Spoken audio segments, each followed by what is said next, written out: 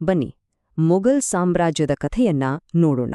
ಅಮೃತಶಿಲೆ ಮತ್ತೆ ರಕ್ತ ಎರಡರಿಂದಲೂ ಕೂಡಿದ ಒಂದು ಪರಂಪರೆ. ವಾ, ಈ ಅದ್ಭುತವನ್ನೊಮ್ಮೆ ನೋಡಿ, ತಾಜ್ ಮಹಲ್. ಇದನ್ನ ನೋಡಿದ ತಕ್ಷಣ ನಮ್ಗೆ ನೆನ್ಪಾಗೋದೇ ಮೊಘಲ್ ಸಾಮ್ರಾಜ್ಯ ಅಲ್ವಾ? ಇದು ಬರೀ ಒಂದು ಸುಂದರ ಕಟ್ಟಡ ಅಲ್ಲ, ಒಂದು ಕಾಲದಲ್ಲಿ ಭಾರತದ ಬಹುದೊಡ್ಡ ಭಾಗವನ್ನೇ ಆಳಿದ ಮೊಘಲರ ಶಕ್ತಿ, ಅವರ ವೈಭವದ ಸಂಕೇತ ಇದು.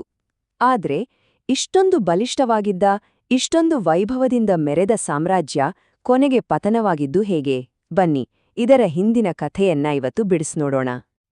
ಸರಿ, ನಮ್ಮ ಕಥೆ ಶುರುವಾಗೋದೆ ಮೊಘಲ್ ಸಾಮ್ರಾಜ್ಯದ ನಿಜವಾದ ಶಿಲ್ಪಿ ಅಂತಾನೆ ಹೇಳಬಹುದಾದ ಅಕ್ಬರಿಂದ. ಯಾಕಂದ್ರೆ ಈ ಸಾಮ್ರಾಜ್ಯಕ್ಕೆ ಒಂದು ಭದ್ರವಾದ ಬುನಾದಿ ಹಾಕಿದ್ದೇ ಈತ. ನೋಡಿ, ಅಕ್ಬರ್ ಅಂದ್ರೆ ಕೇವಲ ಕತ್ತಿ ಹಿಡಿದು ಯುದ್ಧ ಮಾಡಿ ಸಾಮ್ರಾಜ್ಯ ವಿಸ್ತರಿಸಿದ ರಾಜ ಅಷ್ಟೇ ಅಲ್ಲ, ಖಂಡಿತ ಅಲ್ಲ. ಅವನ ನಿಜವಾದ ಶಕ್ತಿ, ಅವನ ಜೀನಿಯಸ್ ಅಂತ ಹೇಳೋದು ಅಡಗಿದ್ದೇ ಅವನ ಆಡಳಿತದಲ್ಲಿ. ತಾನು ಗೆದ್ದ ಪ್ರದೇಶಗಳಲ್ಲಿದ್ದ ಬೇರೆ ಬೇರೆ ಧರ್ಮದ, ಬೇರೆ ಬೇರೆ ಸಂಸ್ಕೃತಿಯ ಜನರನ್ನು ಒಟ್ಟಿಗೆ ಒಗ್ಗೂಡಿಸಿ ಆಳಿದ್ನಲ್ಲ, ಅಲ್ಲಿದೆ ನೋಡಿ ಅವನ ನಿಜವಾದ ಚಾಣಾಕ್ಷತೆ. ಹಾಗಿದ್ರೆ ಅಕ್ಬರ್ ಏನೆಲ್ಲಾ ಮಾಡ್ದ ಅಂತ ನೋಡೋಣ. ಆತ ತಂದ ಕೆಲವು ನೀತಿಗಳು ಇಲ್ಲಿವೆ ನೋಡಿ. ಉದಾಹರಣೆಗೆ, ಜಿಜಿಯಾ ಅಂತ ಒಂದು ತೆರಿಗೆ ಇತ್ತು.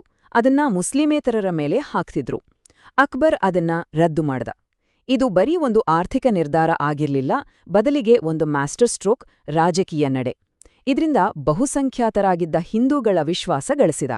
ಅಷ್ಟೇ ಅಲ್ಲ, ಇಬಾದತ್ ಖಾನಾ ಅಂತ ಒಂದು ಜಾಗ ಕಟ್ಟಿ ಅಲ್ಲಿ ಎಲ್ಲಾ ಧರ್ಮದ ಪಂಡಿತರ ಜೊತೆ ಚರ್ಚೆ ಮಾಡ್ತಿದ್ದ. ಅಂದ್ರೆ ಪ್ರತಿಯೊಂದು ಧರ್ಮಕ್ಕೂ ಗೌರವ ಕೊಡುವ ಅವನ ಮನೋಭಾವ ಇಲ್ಲಿ ಎದ್ದು ಕಾಣುತ್ತೆ. ಹಾಗಾದ್ರೆ ಈ ಎಲ್ಲ ನೀತಿಗಳಿಂದ ಏನಾಯಿತು? ಫಲಿತಾಂಶ ಏನಾಗಿತ್ತು? ಇಲ್ಲೇ ಇದೆ ನೋಡಿ ಉತ್ತರ. 1005ರ ಹೊತ್ತಿಗೆ ಅಕ್ಬರ್ನ ಸಾಮ್ರಾಜ್ಯ ಎಷ್ಟು ವಿಶಾಲವಾಗಿ ಹಬ್ಬಿತ್ತು ಅಂತ ಈ ನಕ್ಷೆ ತೋರಿಸುತ್ತೆ.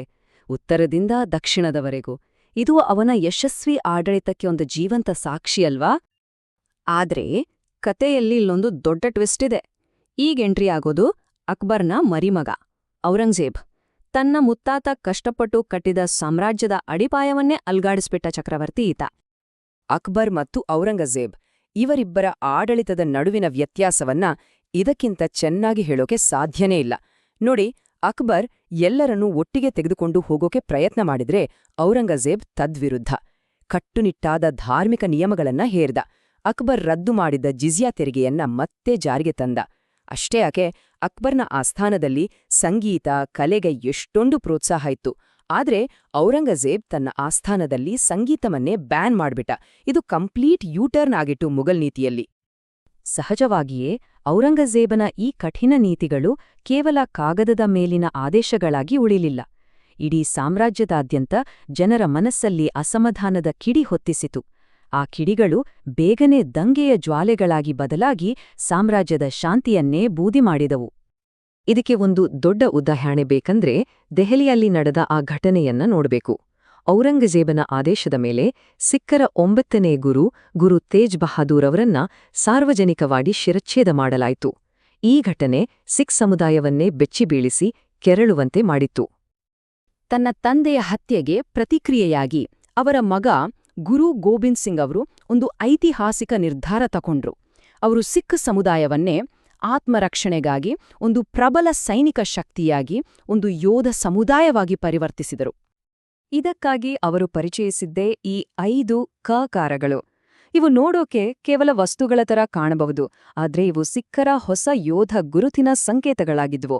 ಉದಾಹರಣೆಗೆ, ಕೇಶ ಅಂದ್ರೆ ಕತ್ತರಿಸದ ಕೂದಲು, ಆಧ್ಯಾತ್ಮಿಕತೆಯನ್ನು ಸೂಚಿಸಿದ್ರೆ, ಕೃಪಾಣ ಅಂದ್ರೆ ಕಠಾರಿ, ನ್ಯಾಯಕ್ಕಾಗಿ ಹೋರಾಡುವ ಸಂಕಲ್ಪವನ್ನ ಪ್ರತಿನಿಧಿಸುತ್ತಿತ್ತು. ಹೀಗೆ ಪ್ರತಿಯೊಂದಕ್ಕೂ ಒಂದು ಆಳವಾದ ಅರ್ಥವಿತ್ತು. ಸರಿ, ಈಗ ಉತ್ತರದಿಂದ ನಮ್ಮ ಗಮನವನ್ನ ದಕ್ಷಿಣದ ಕಡೆಗೆ ಹರಿಸೋಣ. ಯಾಕಂದ್ರೆ ಇಲ್ಲೂ ಕೂಡ ಮೊಘಲ್ ಅಧಿಕಾರಕ್ಕೆ ಅತಿ ದೊಡ್ಡ, ಬಹುಶಃ ಅತ್ಯಂತ ದೊಡ್ಡ ಸವಾಲು ಎದುರಾಗಿತ್ತು. ಆ ಸವಾಲನ್ನು ಒಡ್ಡಿದ ಮಹಾನ್ ನಾಯಕ ಬೇರಾರೂ ಅಲ್ಲ, ಛತ್ರಪತಿ ಶಿವಾಜಿ ಮಹಾರಾಜ್. ಇದು ಶಿವಾಜಿಯ ಮರಾಠ ಸಾಮ್ರಾಜ್ಯದ ರಾಜಧಾನಿಯಾಗಿದ್ದ ರಾಯ್ಗಢ್ ಕೋಟೆ. ದಖ್ಖಿನ್ ಪ್ರಸ್ಥಭೂಮಿಯ ಈ ಬೆಟ್ಟ-ಗುಡ್ಡಗಳಿಂದ ಕೂಡಿದ ಕಠಿಣವಾದ ಭೂಪ್ರದೇಶ ಇದೆಯಲ್ಲ, ಇದು ಶಿವಾಜಿಯ ಹೋರಾಟಗಳಿಗೆ ಹೇಳಿ ಮಾಡಿಸಿದಂಥ ವೇದಿಕೆಯಾಗಿತ್ತು. ಹಾಗಿದ್ರೆ ಶಿವಾಜಿಯ ಗೆಲುವಿನ ರಹಸ್ಯವಾದ್ರೂ ಏನು? ಅದುವೇ ಗೆರಿಲ್ಲಾ ಯುದ್ಧತಂತ್ರ. ಅಂದ್ರೆ ಏನ್ ಗೊತ್ತಾ? ಸಣ್ಣ ಸಣ್ಣ ಸೈನಿಕರ ಗುಂಪು ಮಾಡ್ಕೊಂಡು ಶತ್ರುಗಳು ನಿರೀಕ್ಷಿಸದಿದ್ದಾಗ ಅವರ ಮೇಲೆ ದಾಳಿ ಮಾಡಿ ಕಣ್ಣು ಮುಚ್ಚಿ ತೆರೆಯೋದ್ರೊಳಗೆ ಮಾಯವಾಗೋದು. ಇದೇ ತಂತ್ರ ಬಳಸಿ ಶಿವಾಜಿ ಮೊಘಲರ ಆ ದೈತ್ಯ ಸೈನ್ಯವನ್ನ ಚಿಂದಿ ಉಡಾಯಿಸದ. ಇದು ಹೇಗಿತ್ತು ಅಂದ್ರೆ ಒಂದು ದೊಡ್ಡ ತಿಮಿಂಗಲವನ್ನ ಸಣ್ಣ ಸಣ್ಣ ಮೀನುಗಳು ಗುಂಪಾಗಿ ಸೇರಿ ಕಾಡದ ಹಾಗೆ. ಶಿವಾಜಿಯ ಚಾಣಾಕ್ಷತನಕ್ಕೆ ಒಂದು ಕ್ಲಾಸಿಕ್ ಎಕ್ಸಾಂಪಲ್ ಅಂದ್ರೆ ಅಫ್ಜಲ್ ಖಾನ್ ಜೊತೆಗಿನ ಭೇಟಿ. ಮಾತುಕತೆಗೆ ಅಂತ ಕರೆದು ಮೋಸದಿಂದ ಕೊಲ್ಲೋಕೆ ಬಂದ ದೈತ್ಯಾಕಾರದ ಅಫ್ಜಲ್ ಖಾನ್ನನ್ನ ಶಿವಾಜಿ ತನ್ನ ಕೈಯಲ್ಲಿ ಬಚ್ಚಿಟ್ಕೊಂಡಿದ್ದ ವ್ಯಾಘ್ರನಕ ಅಂದ್ರೆ ಹುಲಿಯುಗುರಿನಿಂದ ಹೊಟ್ಟೆ ಬಗೆದು ಕೊಂದ್ರು. ಇದು ಅವರ ಧೈರ್ಯಕ್ಕೆ, ಸಮಯ ಪ್ರಜ್ಞೆಗೆ ಅದ್ಭುತವಾದ ಸಾಕ್ಷಿ. ಈ ಎರಡು ನಕ್ಷೆಗಳನ್ನೊಮ್ಮೆ ಹೋಲಿಸಿ ನೋಡಿ. ಒಂದು ಕಡೆ ಅಕ್ಬರ್ನ ಕಾಲದ ಅಖಂಡವಾಗಿದ್ದ ಮೊಘಲ್ ಸಾಮ್ರಾಜ್ಯ, ಇನ್ನೊಂದು ಕಡೆ ಅದೇ ಸಾಮ್ರಾಜ್ಯದ ಹೃದಯ ಭಾಗದಲ್ಲಿ ಉದಯಿಸಿದ ಶಿವಾಜಿಯ ಮರಾಠ ಸಾಮ್ರಾಜ್ಯ. ಈ ಚಿತ್ರವೇ ಎಲ್ಲವನ್ನೂ ಹೇಳುತ್ತೆ ಅಲ್ವಾ? ಒಂದು ಕಾಲದಲ್ಲಿ ಎಷ್ಟೊಂದು ಬಲಿಷ್ಠವಾಗಿದ್ದ ಸಾಮ್ರಾಜ್ಯದೊಳಗೆ ಒಂದು ಹೊಸ ಶಕ್ತಿ ಹೇಗೆ ಹುಟ್ಟುಕೊಂಡಿತು ಅಂತ. ಇಷ್ಟೆಲ್ಲ ಆದ್ಮೇಲೆ ಕಥೆಯ ಕೊನೆಯ ಹಂತಕ್ಕೆ ಬಂದಿದ್ದೇವೆ. ಇದು ಒಂದು ಮಹಾನ್ ಸಾಮ್ರಾಜ್ಯದ ಸುದೀರ್ಘ ಸೂರ್ಯಾಸ್ತದ ಸಮಯ.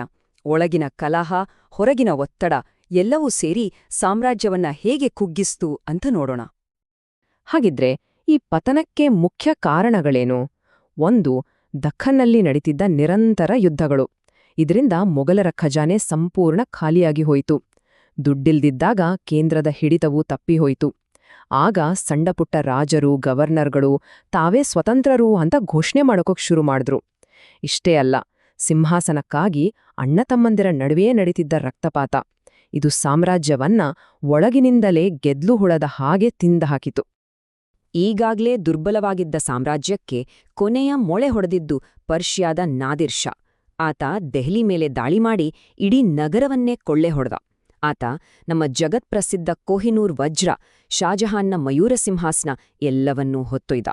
ಇದು ಬರೀ ಸಂಪತ್ತಿನ ನಷ್ಟ ಆಗಿರ್ಲಿಲ್ಲ, ಇದು ಮೊಘಲರ ಗರ್ವಕ್ಕೆ, ಅವರ ಪ್ರತಿಷ್ಠೆಗೆ ಬಿದ್ದ ಕೊನೆಯ ಮಾರಣಾಂತಿಕ ಹೊಡೆತವಾಗಿತ್ತು.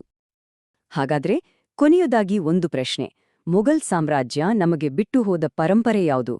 ತಾಜ್ ಮಹಲ್ನಂತಹ ಅದ್ಭುತ ಕಲೆ ಮತ್ತು ವಾಸ್ತುಶಿಲ್ಪನ, ಅಥವಾ ಅಸಹಿಷ್ಣುತೆ ಅನ್ನೋದು ಎಂತಹ ಬಲಿಷ್ಠ ಸಾಮ್ರಾಜ್ಯವನ್ನೇ ಆದರೂ ಹೇಗೆ ನಾಶ ಮಾಡಬಲ್ಲದು ಅನ್ನೋದಕ್ಕೆ ಒಂದು ಎಚ್ಚರಿಕೆಯ ಪಾಠನ? ಬಹುಶಃ ನಿಜವಾದ ಉತ್ತರ ಇವೆರಡರ ನಡುವೆಯಲ್ಲೋ ಇದೆ. ಇದೊಂದು ಸಂಕೀರ್ಣವಾದ ಇತಿಹಾಸದ ಪಾಠ. ಇದರ ಬಗ್ಗೆ ಯೋಚನೆ ಮಾಡ್ಬೇಕಲ್ವಾ?